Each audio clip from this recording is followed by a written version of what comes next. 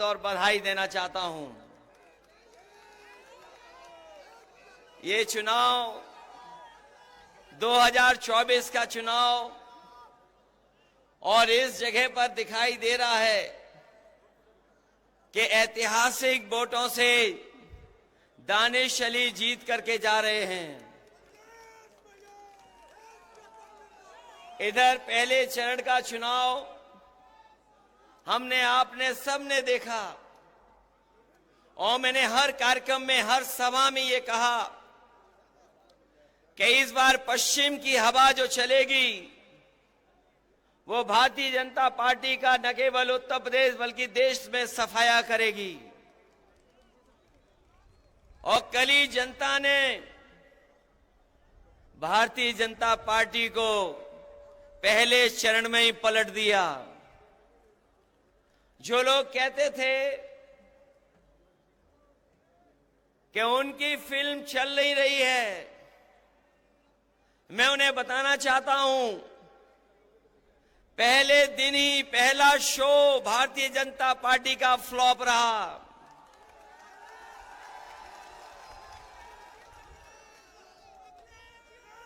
उनकी झूठी कहानी कोई सुनना नहीं चाहता।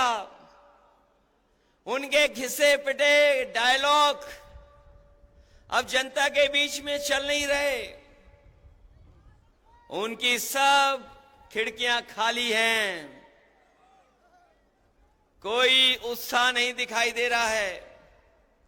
यूपी वाले जब स्वागत करते हैं तो अच्छा स्वागत करते हैं, लेकिन जब विदाई करते हैं तो ढोल नगाड़े से विदाई करते हैं। इस बार तो अमरोहा की ढोलक बज करके भारतीय जनता पार्टी की विदाई होने जा रही है। जो कभी जुमले लेकर के आए थे, जिन्होंने कहा किसान की आय दोगुनी हो जाएगी, आज 10 साल हो गए, बताओ किसी किसान की आय दोगुनी हो गई हो? कोई हमारा बुनकर भाई खुशहाल हो गया हो? हमारे नौजवानों को कहा कि नौकरी देंगे हर साल 2 करोड़।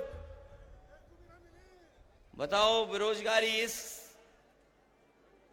तरीके से फैली है और सरकार जानबूझ करके बेरोजगार रखना चाहती है।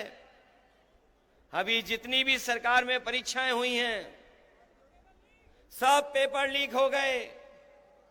पहला पेपर लीक हुआ, सरकार सावधान नहीं हुई। उसके बाद जितनी परीक्षाएं हुई सब में पेपर लीक हो गए। और कई बार मैंने कहा कि 60 लाख बच्चों का, 60 लाख नौजवानों का भविष्य अंधकार में डाल दिया इस सरकार ने। और अगर किसान नाराज हैं, अगर हमारा नौजवान भी नाराज है, और अगर 60 लाख बच्चों के परिवार का इन्होंने भविष्य छीना है, तो केवल अगर हम 60 लाख के परिवार के लोगों की नाराजगी को गिन लें, अगर एक परिवार में 3 लोग इस सरकार से नाराज हैं, तो 60 लाख बच्चों का पेपर लीक किया इन्होंने। अगर 60 लाख का गुणा हम 3 से करें तो 1 करोड़ 80 लाख बनता है। और 1 करोड़ 80 लाख अगर हम 80 लोकसभाओं से भाग दे दें तो बताओ 2,25,000 वोट कम हो रहा है हर लोकसभा में कि नहीं कम हो रहा है? और जिस तरीके से खुल करके बहुत सारे परंपरागत वोट जो बीजेपी को मिला करता था वो खुल करके विरोध कर रहे हैं। हर लोकसभा में पंचायत हो रही है। ऐसे परंपरागत वोट जो भारतीय जनता पार्टी के खिलाफ खड़े हो गए हैं, मैं उनकी राजनीतिक चेतना को धन्यवाद और बधाई देता हूं कि वो भारतीय जनता पार्टी को हराने के लिए अपना पंचायत कर करके फैसला ले रहे हैं। मैं उनको बधाई देता हूं। ये जो जुमले दिए थे वो गारंटी दे रहे हैं। इन्होंने कभी कोरोना भगाने के लिए ताली और थाली बजवाई थी, ये गारंटी नहीं, ये घंटी है इनकी।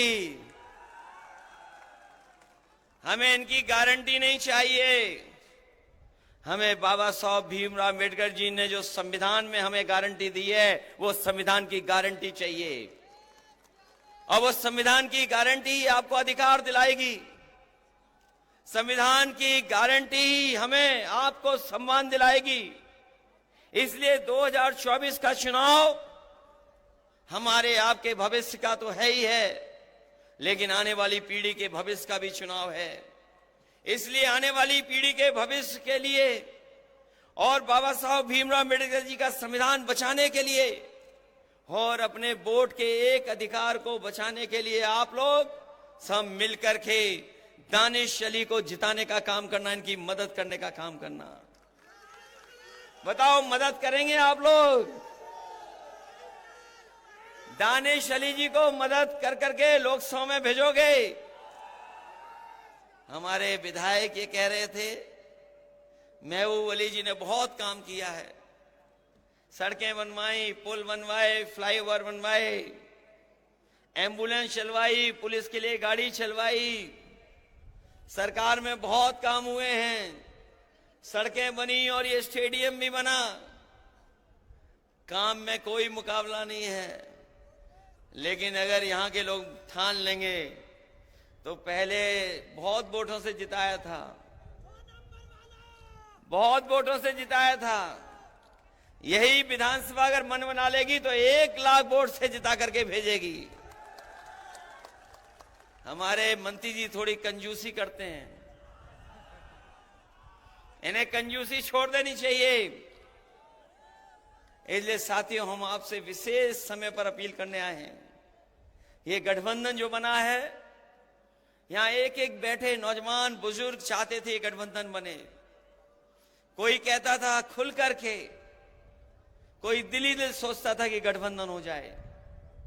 आप मनी मन सोचते थे कि गठबंधन हो जाए।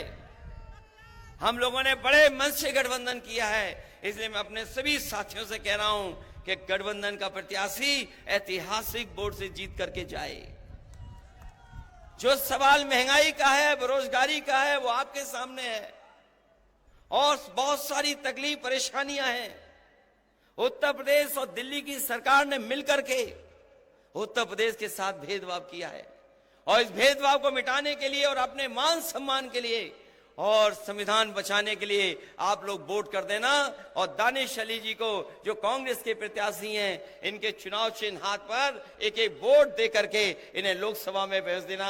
यही मैं कहने आया हूं। आप सबका बहुत बहुत आभारी हूं। अपने नेताओं का भी धन्यवाद, कांग्रेस और तमाम दल के लोग हैं उन सबका बहुत बहुत धन्यवाद। इस उम्मीद और इस भरोसे के साथ कि जब अगली बार लोकसभा में जाएंगे तो दानिश अली जी वहां दिखाई देंगे और आपकी आवाज को लोकसभा में बैठ करके बुलंद करने का काम करेंगे। बहुत बहुत धन्यवाद आपका।